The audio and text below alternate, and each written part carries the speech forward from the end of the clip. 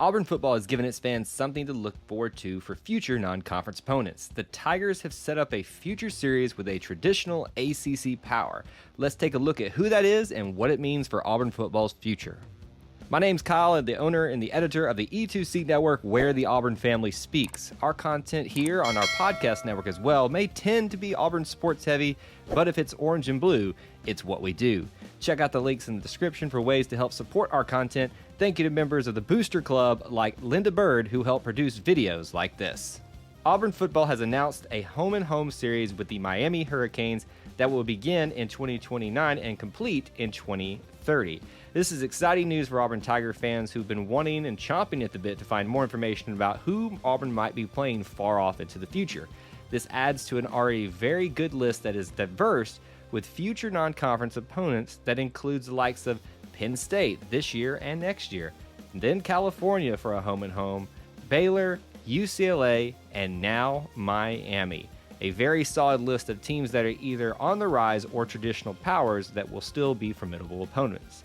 So barring changes, this should be the opening game for each team, and possibly, might I add, a marquee game for the opening week of college football. Now, obviously, things change. Sometimes they'll do a game a week before the actual true opening week of college football. So obviously, this is tentative, and it depends on who else is playing on that game, whether this will be the primetime game or the marquee game on ESPN. But it certainly sets itself up to be in position to be considered that. The last home-and-home with an ACC team was Clemson back in 2016 to 2017. And let's be honest, it didn't end well for the Tigers, but this could be another similar circumstance, so something to keep in mind for Auburn fans. This could be a scenario where a traditional power is rising again to its former glory, and we might be running into a buzzsaw. On the other end, Auburn may be doing the same thing as well in this time period.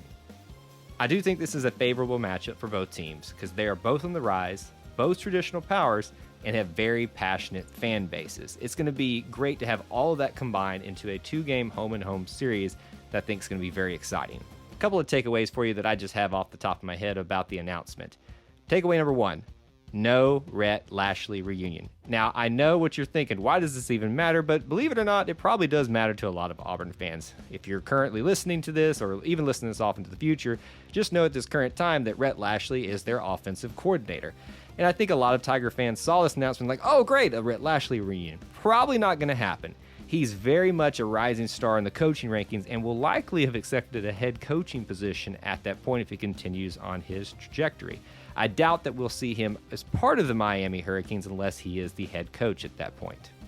Takeaway number two, more ACC opponents are going to be incoming. Now, I'm saying this clearly just me speculating, have nothing to back this up whatsoever, but if you look at kind of the trend that's been happening, Auburn's spent the last couple of years, or will spend the next couple of years, going out west to Baylor, UCLA, California, and the exception is these next 2 years with Penn State. But I think the trend is going to be coming closer back to home, especially with the way COVID-19 has hit everything and probably wanting to limit traveling as much as possible to where they can potentially either bus places or take shorter flights. So ACC teams, East Coast teams makes a lot of sense to probably what this is indicating for Auburn's future scheduling. Takeaway number three, when Auburn and Miami play in 2029, it will be the first time in 45 years. Not since the 1984 neutral site kickoff game in East Rutherford, New Jersey, will the Hurricanes and Tigers have matched up against each other. Now, Miami won that last time. They also won the game before that was in Auburn, but thankfully, Auburn the time before that did beat them in Miami. Despite all of that, Auburn and Miami have a record in Auburn's favor, 7-4 to the Tigers, getting 7 wins and 4 losses. This series dates back to 1944, so it's very historical with a lot of history that's really interesting to follow if you go and look this up on Auburn's website. So now I want to hear from you. Do you like this matchup for the Auburn Tigers? And also, will you attend the game in Miami, in Auburn, or both, or even none of them if it's not something that's interesting to you? Let's keep the conversation going down in the comments section below. We'd love to hear your opinions on that. If you enjoyed this content, please help support it by smashing that like button. And if you want more content from us, be sure to hit the subscribe and notification bell so you never miss an upload or a live stream.